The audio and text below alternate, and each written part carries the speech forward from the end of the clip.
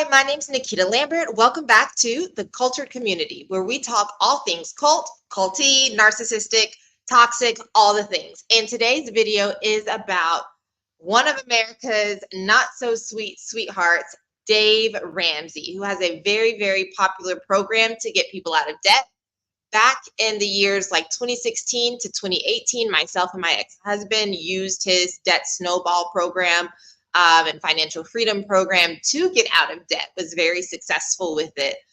But now that I am out of the cult that I was in at that time and the Dave Ramsey cult, I have some things that I would like to say about it as I look back on it and see that some things were maybe not so healthy. While some of the methods worked, a lot of the messaging I think was not so healthy, and it appealed to me and a lot of other people like me because we were in not such great places. So I'm not saying that the program doesn't work per se and that the methodology isn't solid on some fronts, but I am saying that there are some things, once your eyes are open to it, that are very, very culty.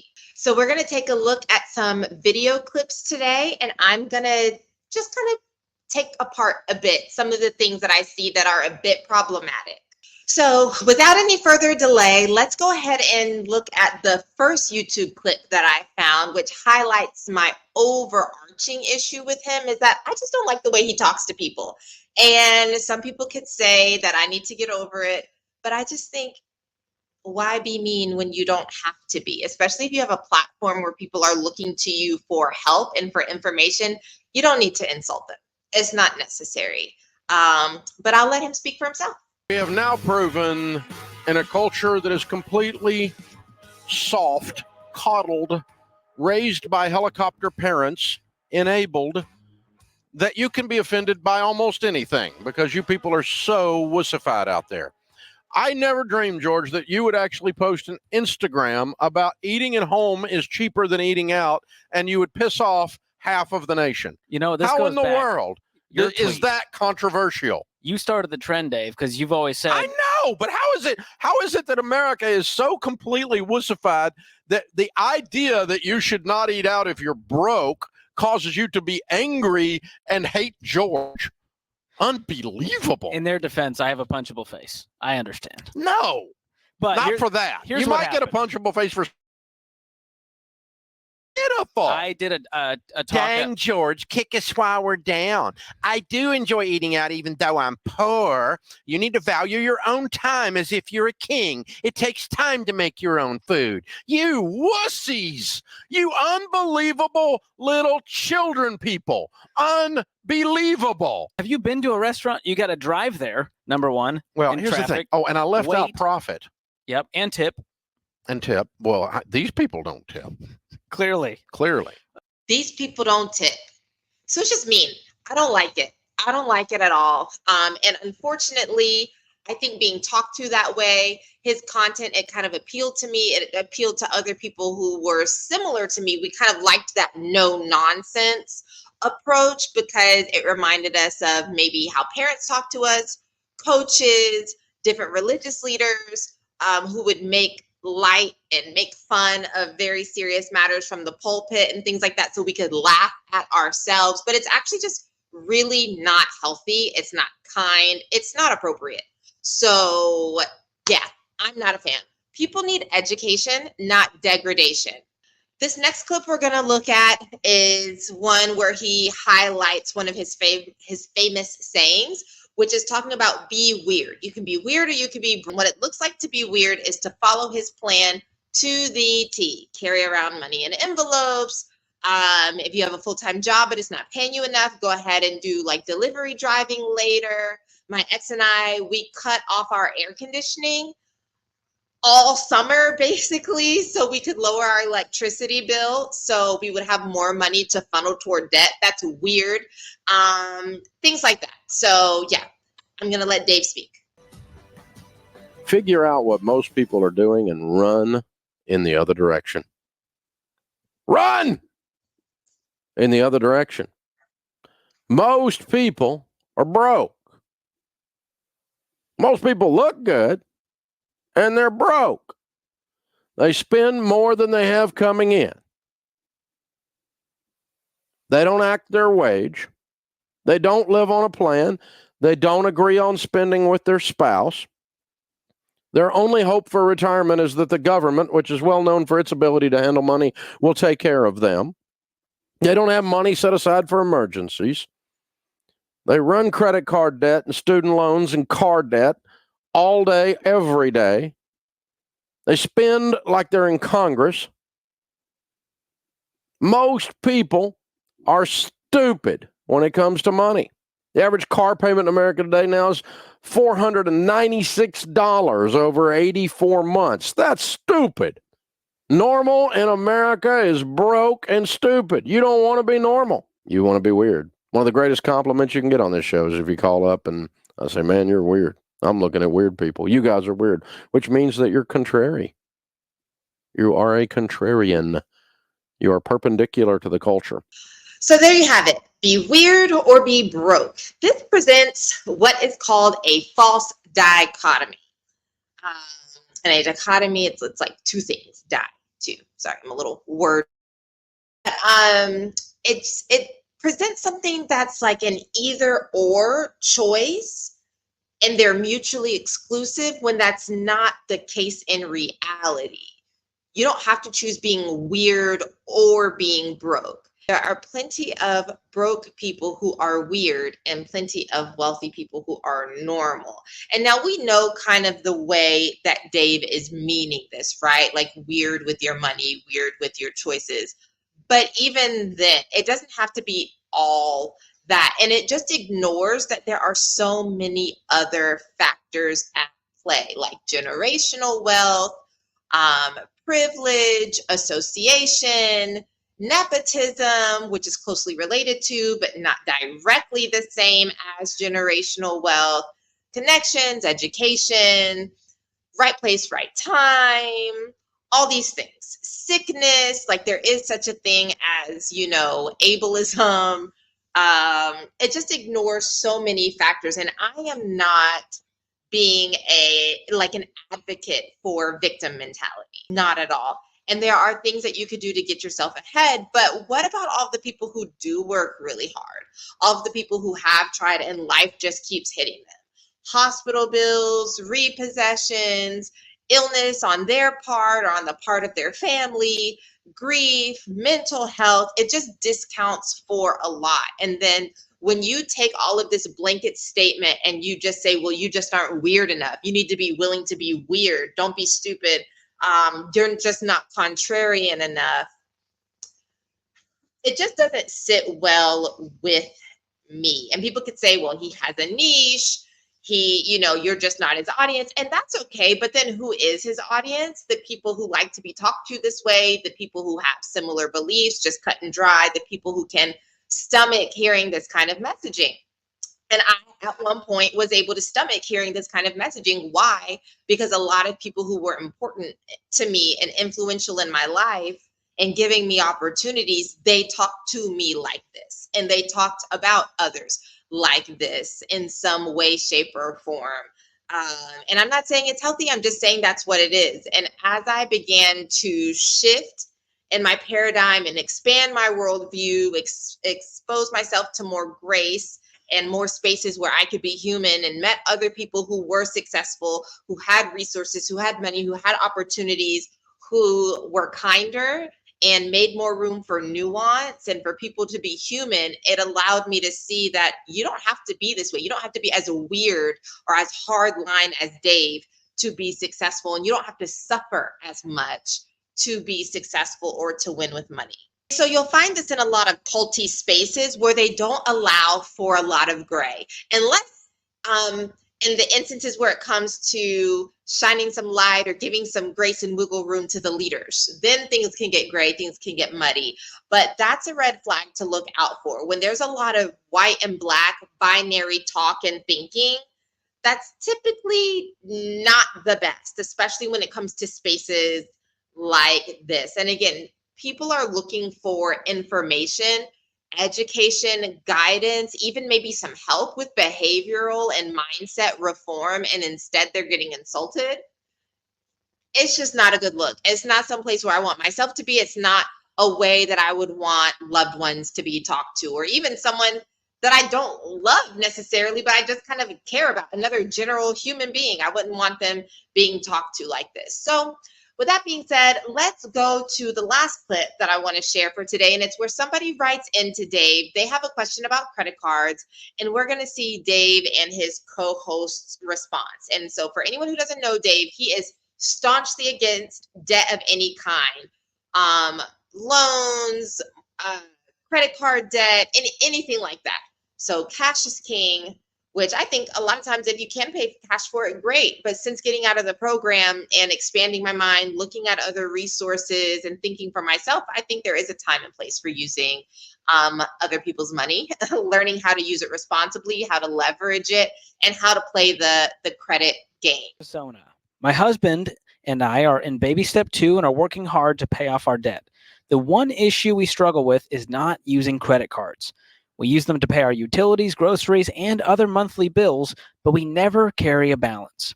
By doing this, we're able to travel for vacations for free using our points. What's wrong with doing this if we're not going into more debt? The age-old question, Dave. The age-old question. We've been exploring this topic on the fine print because it's one of the biggest objections we get here at Ramsey. People going, well, Dave, I pay off my card every month. I get some free stuff. What's the harm? Right? So we should clue in Bank of America and Chase what portion of their marketing is working the best. And it is this crap. The vacations, the points. This is the one. This is the one that's got people believing in stupidity still after all this time. Yeah. And here's what happens. And you can listen to the true cost of credit card rewards. This is the second fine print episode that we released. And we dug into this with an ex-Capital One insider. Okay, what did they say? She said they run 10,000 experiments a year on people to figure out what's going to get them to spend more, to use the points. And one of the biggest ways they do it is through the points. Because you know how the points work. They don't say it's $500. They say you're going to get $128,000 that you can use to redeem flights that cost $74,000. And the points change every day. And there's blackout dates and there's restrictions. And on top of that, the whole 2% cash back, that one is one of my favorites because you know what 2% of $1,000 is? $20. $20 to spend 1,000, and that's not a great deal. So let me get this straight. If you spend $10,000, you get $200. Ding, ding, ding. That'll make you rich. Yeah. Spend 10,000, get 200. That's a formula for wealth building right there. Yeah. We did an analogy. Did you people go to grade school? Listen, Diane, here's the thing. We did this analogy in the podcast about Chuck E. Cheese because this is what it reminded me of, Dave. You go to Chuck E. Cheese, and Dad gives you a $10 bill, and you get these coins. It's the claw on Toy Story. Yes. Yeah. So you get your coins, and you're so excited to spend those coins that you spent $10 on, and you go and you get all the tickets, and you get 400 tickets, and you go to the table at the end of the day, and you go, wow, I can get any prize. And they go, no, you get sticky hands and a pack of gum. And you go, wow, I spent $10 for sticky hands and a pack of gum. That cost $0.25. Yeah. And you go, I got screwed. Yeah, I think. So here's the thing. I don't have big buildings, Dave. The credit card companies do. They're sponsoring every stadium in America, and they're doing it with billions of dollars that they're making off of the backs of these people who are overspending. Like you. Yes. Yeah. You follow everything you say. No, you don't. You don't go on vacation when you're in debt, and you don't go out to eat when you're in debt. You work and you work and you work and you clean your dadgum debt up. And that's the Ramsey plan. Now you can say you could go do your plan if you want, but don't say you're doing my plan when you're going on vacation, because it's just not true. And here's the thing. The arrogance that is required, the intellectual arrogance that is required for you to think that you are taking on billion-dollar companies who have algorithms that know what bottled water you drink, and you are somehow beating them, and you're fleecing them. You're getting an airline ticket, and it doesn't cost you anything. You really are pretty arrogant. Here's the thing: we did a study of millionaires. We studied 10,000 of them, 10,167. Not a single one told us, we became millionaires with our free vacation points because we ran all our utilities, our groceries, and everything else through a credit card, and And we went on vacation for free and it didn't cost us anything. And that's how we built our wealth. Not one said that. Isn't that odd, Diane? So there were a few things that I did not like about their response to this viewer who wrote in. And number one being, they did not answer her question. They didn't. They took her question and then they turned it into a rant about something that they were passionate about. They used it as a gateway, a segue to basically bash anyone who uses credit cards. But her question was, what is wrong with using it if we're paying it off every month and we're not going into debt? The interest isn't impacting us. We're not buying things out of the ordinary. We're using it to buy things like groceries, gas, pay for our utilities, and we're paying it down so it's not another source of debt. And there's a little kickback on the end. They took that and somehow spun it into a whole narrative as if she was saying, this is a tool for me to get rich. They went on a whole dialogue about how people are not going to get rich on credit cards and millionaires didn't get rich using credit cards, when that's never, ever what she said. That is never what she said. And so I don't appreciate that. Then talking about the millionaires they interviewed, it was like 10,000 or something. And I Googled to see how many millionaires there were in the United States when that video was recorded. It seems like it was recorded 2 years ago. There were, let me pull up my Google tab, almost 23 million. Almost 23 million millionaires. Their sample size was extremely small, but it doesn't even really matter because that's not what she was asking. She's asking, what's the harm in using these credit cards when you're not going into debt? And that is something that culty people, cult leaders, cult spaces do a lot. They twist your words and they don't even directly answer what you're saying. And they do this thing called word salad, where they're just kind of saying a whole bunch of nothing. And I'm not saying Dave and his co-hosts were saying nothing, but they were saying nothing relevant. And they just kept going on and on and on, so that I even had to, when I was watching this clip, return to the beginning of it and re-watch the part where they read her letter. Because I'm like, I don't think she asked about getting rich. I don't think that was her question, but they just went off so far and so passionately that I forgot what the initial question even was. Then, to add insult to injury, literal insult, he calls her arrogant. Now there's this character assassination component, and that is something that a lot of toxic people and culty spaces will do. That if you don't agree with them, if you don't do things exactly like they say, if you don't follow their steps, there's something wrong with you morally, your character. How dare you? You are so arrogant to think that you can outsmart Chase and Wells Fargo and whoever else. Like, you're so arrogant. These people have you figured out. She never said that she was outsmarting them or she found a loophole in the system. She was just asking, if I'm using this to pay for things I already pay for and I'm paying it off at the end of every month, is there anything wrong with that? And she gets called arrogant on the internet for that, for gazillions of people to see. Okay, that's an exaggeration, but like so many people to see that she's being called arrogant for asking this question and wanting to utilize a tool. Like, no. And so then it makes other people afraid to ask questions. It makes other people afraid to think for themselves or try to get creative or cater something to their scenario, their particular situation. Because what's going to happen? I'm going to get torn to pieces. I'm going to get laughed at. I'm going to get called arrogant. I'm going to have my character assassinated. And so now not only does it tear this poor woman down, but it prevents other people from even daring to try to come up with a solution for themselves, to try to think. It's thought stopping. And it's definitely this, like, you're with us or you're against us mentality. Why would you think that? That's so arrogant. Why would you think that? That's stupid. That's not how people become millionaires. When again, that is not even what she was proposing or what she was asking. Then lastly, I just feel like his take is very wrong. Not that people don't become millionaires. I'm not saying you're going to get rich off of points or against cash back. But again, if I'm paying for things I was already going to pay for, like groceries, my cell phone bill, my mortgage or my rent, gas to put in my car, school supplies for my kid. I would rather use a credit card and then pay that off with the cash I had and then get 20 to 40 bucks a month than not have that extra 20 to 40 bucks. I remember the first time I got a credit card on my own after, moving out on my own last year. And I went to check my balance on my credit card because I too pay it off every month. I don't use it to like book spa days. I don't use it to buy designer anything. I use it for things that I was already going to pay for, things I know I have the cash for.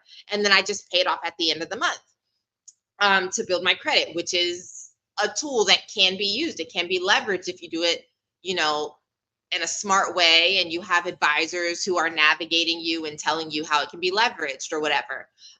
So anyway, I go in, check my balance, pay, and I'm like, I have $60. What do I have $60 for? Oh, this is the cash back. This is what Dave Ramsey was telling me was basically the devil. This is what he said was so evil. Like, no, I'm not going to get rich off of that. But that is money I could put in my gas tank. That is, if God forbid, I want to eat out and buy something to eat, that is,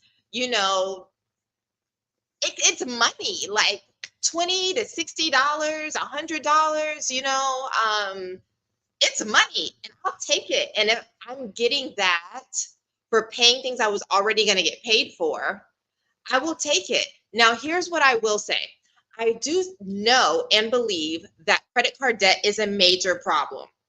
And I do know and believe that a lot of people struggle with discipline, with delayed gratification, and also with a lack of information and resources, a lack of mentorship and guidance.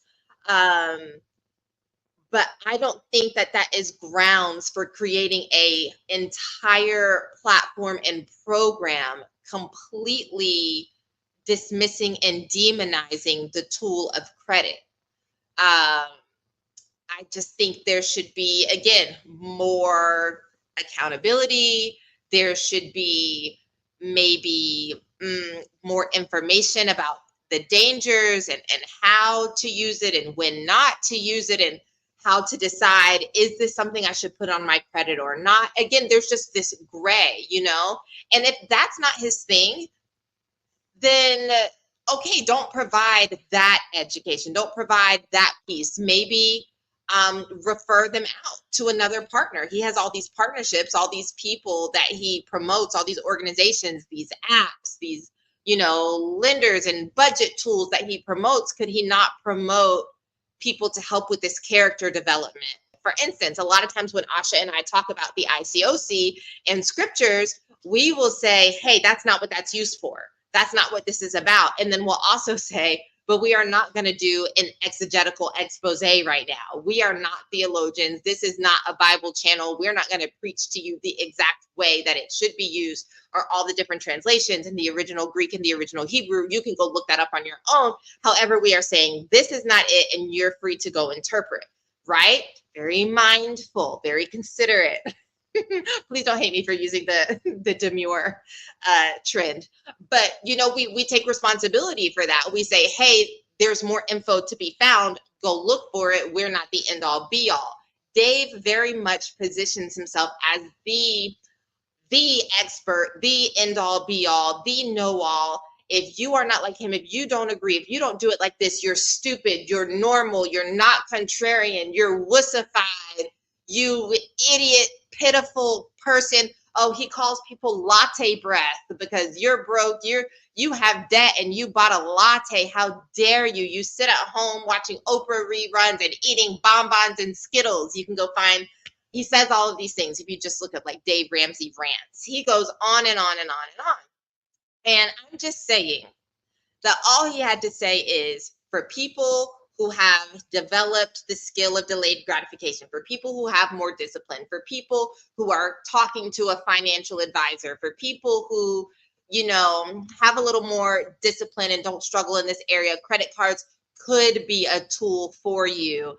I personally do not promote debt of any kind, but you could look into blah, blah, blah. He doesn't say that. He just creates this like us versus them mentality, which is very cult-like, and makes you feel like if you do anything different, you are dooming yourself and your family to bankruptcy, life on the streets. You're being stupid. You're not building true wealth. You are normal and broke and stupid, and you're going to be relying on the government to pay for you in your old age. And we all know how good the government is at keeping their word, which is the type of things that he likes to say. And so for that reason, I say Dave Ramsey is culty. And yes, I followed his baby steps. Yes, I learned a lot, but I think that is where narcissists and toxic environments and cults, how they're able to keep people in for such a long time, because it's not that they're wrong on all fronts. It's not that there's nothing good there. It's not that there's nothing to be learned there, but there are plenty of other more healthy spaces where you can get what you're looking for, the type of information and also encouragement, grace, and guidance. So anyway, with that being said, let me know in the comments what you think. Are you a Dave fan? Are you a Dave stan? Or do you agree with me? Has this opened your eyes in any way? Are you wrestling? What do you think? Till next time, stay safe and stay free, because every day is a good day to not be in a cult.